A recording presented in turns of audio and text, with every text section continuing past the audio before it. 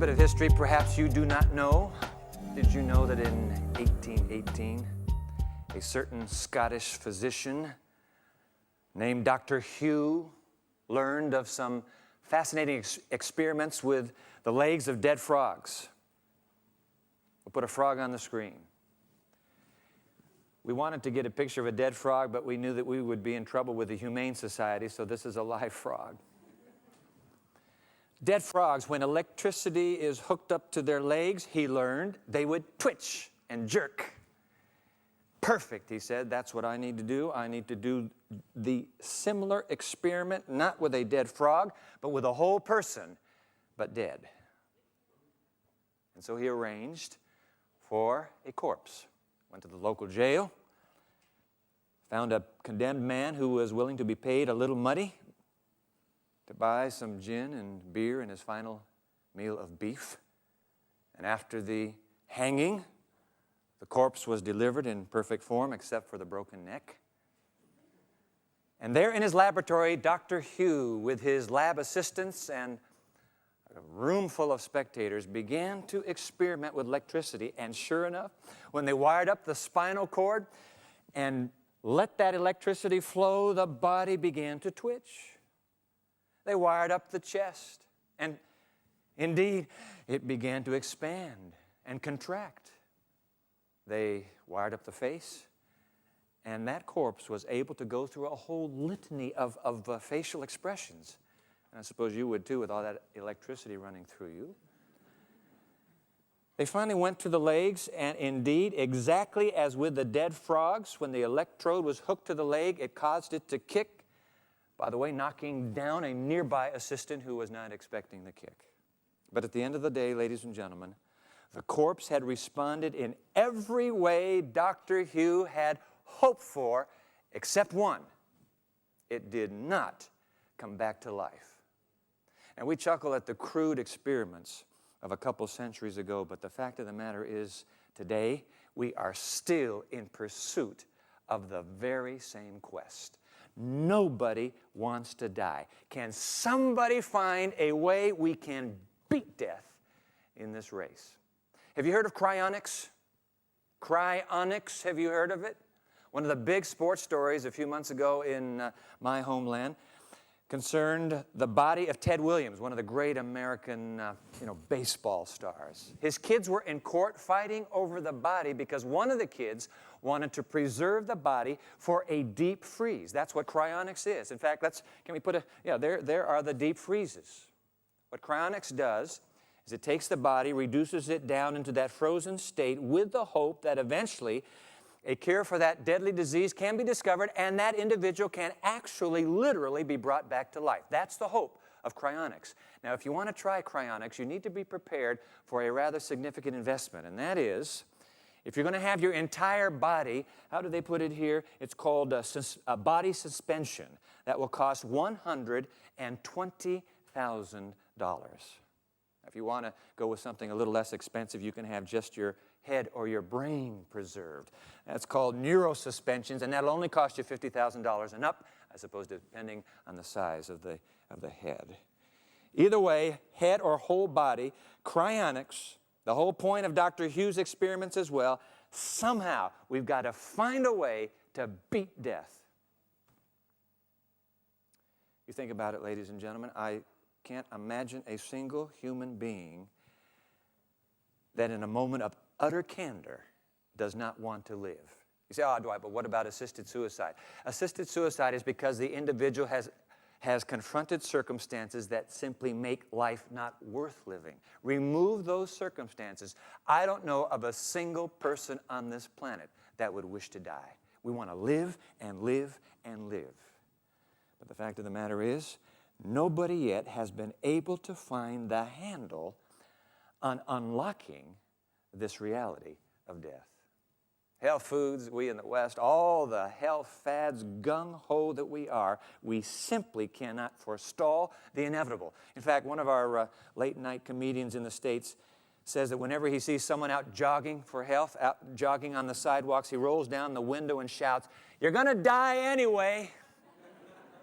And of course, he's right.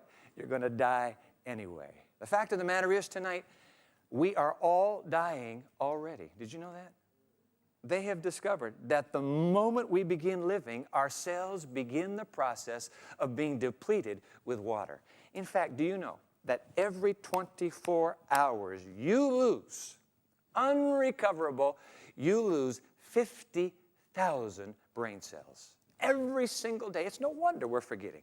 In fact, what do they call that thing that condition where you forget? I can't remember the name of that condition, but you know what I'm talking about.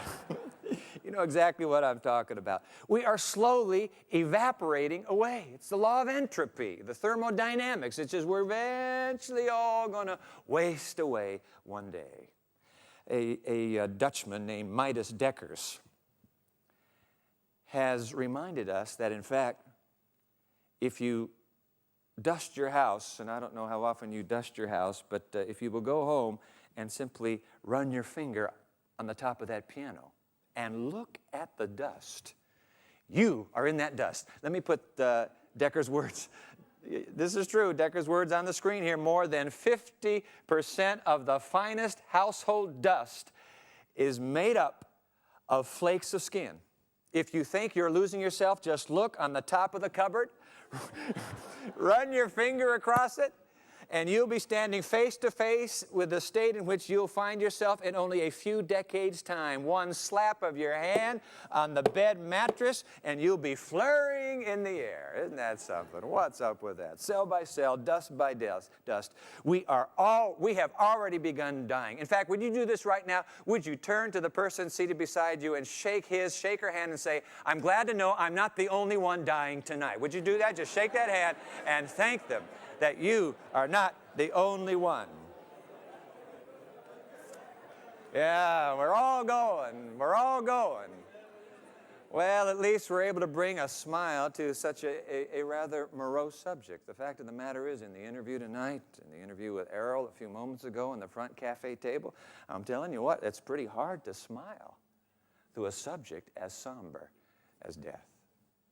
And that's why you and I tend to busy ourselves. Some are suggesting we are absolutely, frantically trying to avoid a recognition of the inevitable.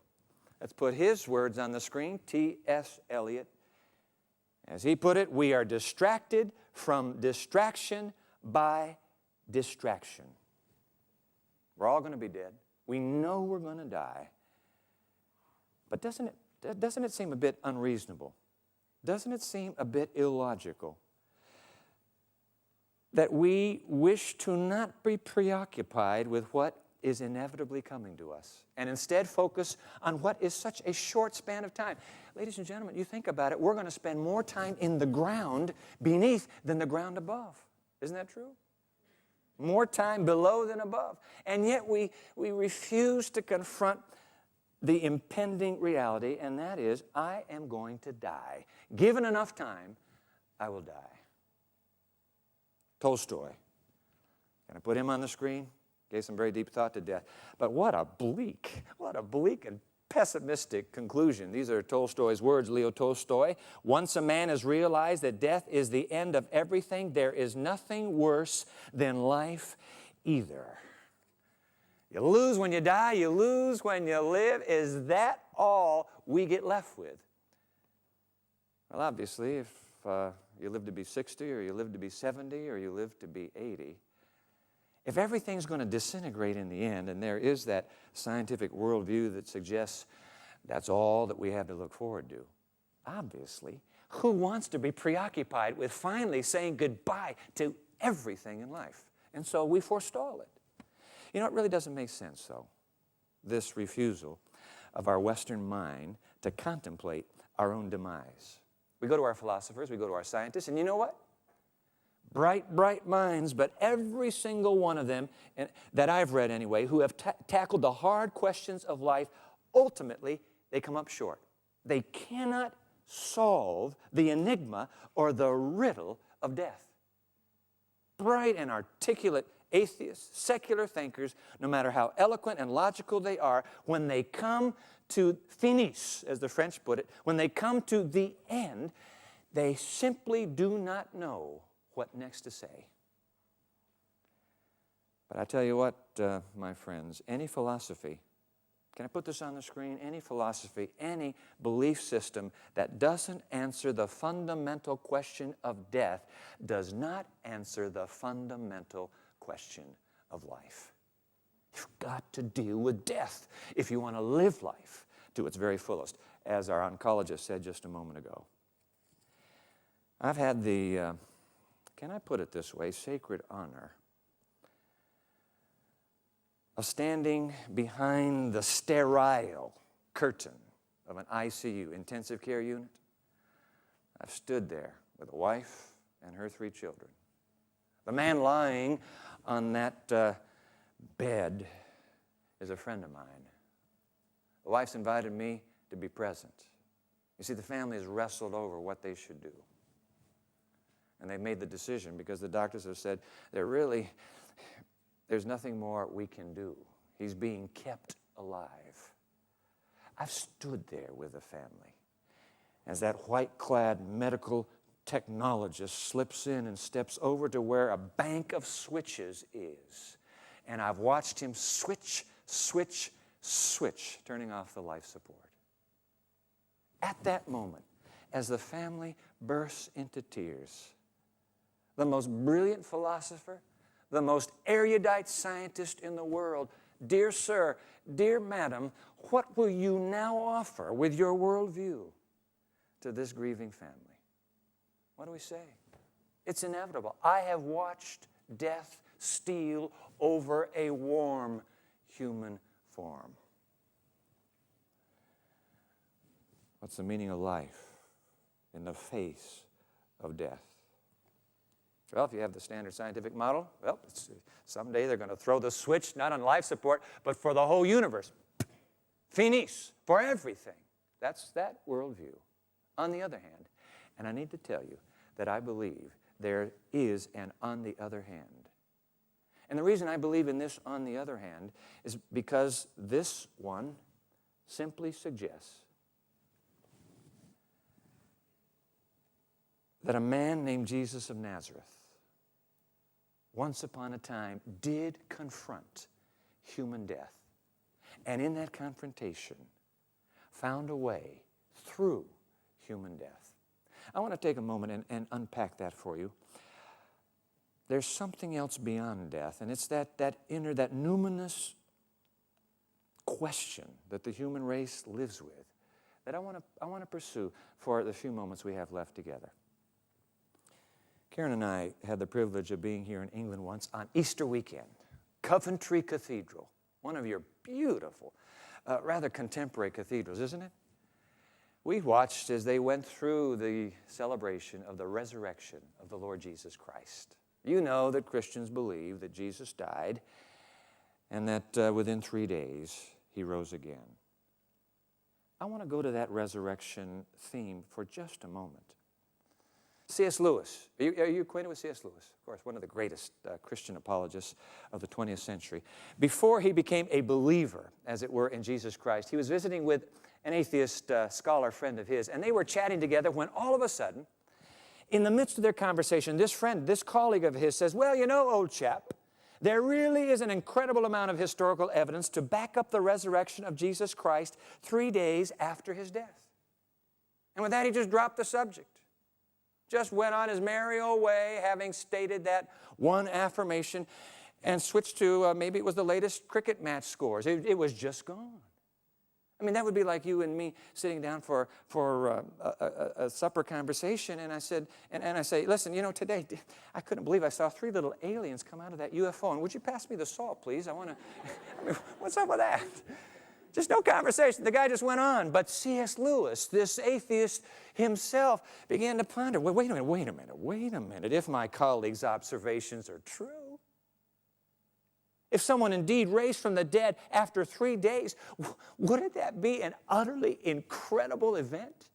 And if in fact it did take place, wouldn't there be some rather mind-blowing implications?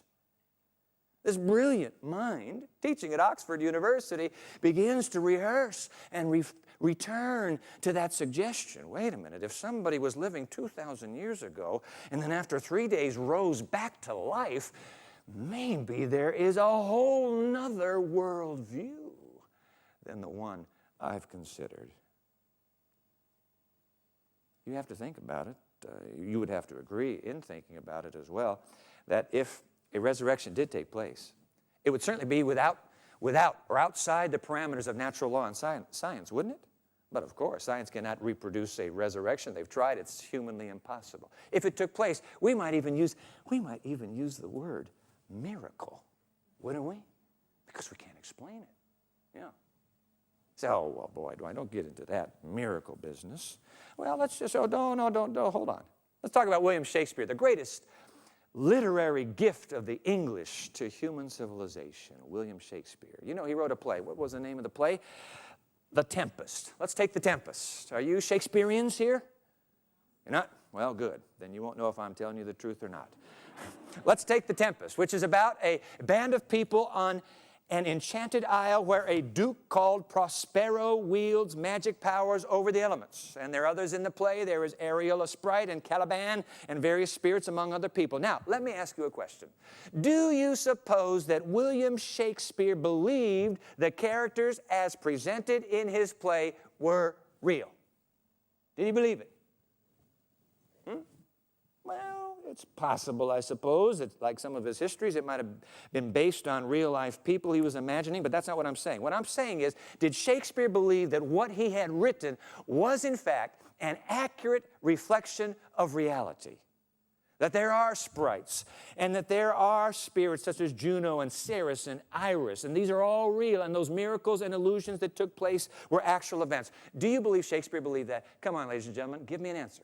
No, of course not. Of course not. He didn't believe it. And yet, if he did, and was trying to assert that to you, you'd say he spent too much time down at the Globe. He needs to take a little bit of R&R back at Stratford. He's been too long in that playwriting business. Of course he didn't believe it. But suppose he was so sure that they were real that he was willing to risk his life, his career, and everything in defense of the Tempest. What then? We'd say, well, the man has gone loony. It can't be true. But if he were willing to lose his family and his job and his status in society over that, well, he may be loony, but obviously he believes it very deeply, doesn't he? Now, I want you to hold that Shakespeare moment. And let me introduce now 4 individuals who wrote personal accounts of the resurrection of Jesus Christ. Their names, Matthew, Mark, we put them on the screen here, Matthew, Mark, Luke, and John. All of them declared that they witnessed Jesus resurrected from the dead. And each one bore the testimony that, in fact, he was raised from the dead. Now, ladies and gentlemen, if one person had made that assertion, you can dismiss it. It's just one guy, please. But you have 4 here. All 4 testimonies corroborated. Now, what are we going to do with these 4? I suppose we could say, in fact, it's clear that these 4 lied. They made the stories up. They just were trying to concoct a pleasant ending to rather a bit of terrible heartache, and so they came up with these 4 stories. All right, so let's assume they lied. Why would they lie? Well, maybe they wanted riches. They thought if they could tell the story, it would make them rich. Ladies and gentlemen, the fact of the matter is that all 4 were dirt poor, were paupers, lost everything in the world, so to speak, because of society's reaction against their claim that, in fact, Jesus Christ was raised from the dead. So they didn't do it for riches. Did they do it for glory? If they did it for glory, they certainly missed the boat on that one because society turned on them. And in fact, 10 of the 12 followers of Christ who testified, Judas, you remember, hung himself. 10 of the 12 died violent deaths because they asserted that this Jesus of Nazareth was raised. So why would they do it? 1 we can understand, but 4 in perfect concordance, why would they do it? Why would anybody make up a story such as the resurrection of Christ? And when you think about making it up, you think, well, maybe, when they realized that it didn't turn out quite the way they had expected, they changed the game plan. They said, well, actually, he rose. But I want to remind you that all 4 accounts were written from 30, 40, 50, and even 60 years after the death of Christ. and resurrection. So there's been plenty of time to go by. You can't pull the story back in now. It's already gone. And yet 30, 40, 50 years later, they write with precision their conviction that they witnessed, in fact, the living, the resurrected Jesus of Nazareth. So what's going on here? You have to come to the conclusion, as a thinking person reading the document, I'm not asking you to believe, but you have to come to the conclusion that these four believed that, in fact, the resurrection of Jesus of Nazareth indeed did happen. And because they believed, I'm willing to place my faith in that same story. You say, oh, come on, can you prove it to me? I can't. No. Even this, what I've just shared with you, doesn't prove the resurrection. In fact, ladies and gentlemen, if I put this little equation on the screen, 2 + 2 = 4, do you know what? Neither you nor I can prove the truth of that equation. We simply can't prove it. You can tell me about it, but we can't prove it. And by the way, because I believe in the resurrection of this Jesus of Nazareth, I also believe in eternal life. And in fact, what would be the point of eternal life if the resurrection weren't true? Let me go to a movie. I predict you've never seen this one. The title of the movie is The Body, with Antonio Banderas. Supposedly in this movie, an actual bone of Christ was found in a Palestinian shopkeeper's backyard in Jerusalem. And so, aha, see now, this is proof that Jesus of Nazareth was never resurrected. Well, the Pope decides to send a priest to investigate this unusual discovery, and the priest in his investigation comes across, in one scene, an Israeli woman who is an archaeologist, and she says to the priest, say, what's the big deal? So he wasn't resurrected. Didn't he start a great world religion? Aren't you happy with that? And the priest looks back into her face, and he says to her, nope. Unless Jesus was resurrected, all my faith and the faith of millions of others has come to nothing. Ladies and gentlemen, I agree with that priest. If Jesus of Nazareth has not resurrected, there is no point in anybody embracing the tenets of Christianity. Now, it's true, Jesus gave some great moral teachings. And part of my belief system would say, yeah, I want to follow those moral teachings. But if Jesus of Nazareth did not resurrect from the dead, forget it. The priest was right. 4 eyewitnesses and 2,000 years of history. And I realize that there's some of you who are still saying, yeah, come on, resurrection. I mean, this is like a B movie, the Night of the Living Dead, or something like that. I know that, and that's understandable. Because you know what? We've never seen a resurrection before. Have you? I haven't. But then I remind you, 100 years ago, they had never seen a man walking on the moon. So let's just get this straight. Even though you haven't seen something and can't imagine something ever happening, doesn't mean the something cannot someday happen, right? So we're not going to use that little argument, well, I never seen it. Forget it. In fact, in closing here, let me give you something to brood on for a moment. And you can do with this whatever you wish, all right? How many galaxies, put it on the screen, please. How many galaxies are there in this universe? Do you know what the number? Let's see the number, please. The number of galaxies, there are 100 billion galaxies in this universe. And do you know how many stars are in each galaxy? 10 to the 9th stars. Okay, so do the arithmetic now. That means we have 100 billion trillion stars in this universe. Now, ladies and gentlemen, they had to get there somehow. There are 2 worldviews.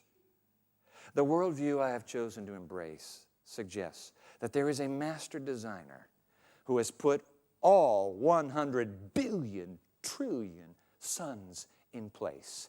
And if that worldview is true, then can you understand it would not be beyond his power to also, couldn't he, raise a dead person back to life?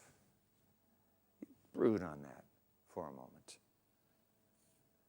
For me, the death and the resurrection of Jesus Christ answers these questions. And because of it, my life, I've got to tell you, my life has found peace, hope, and meaning.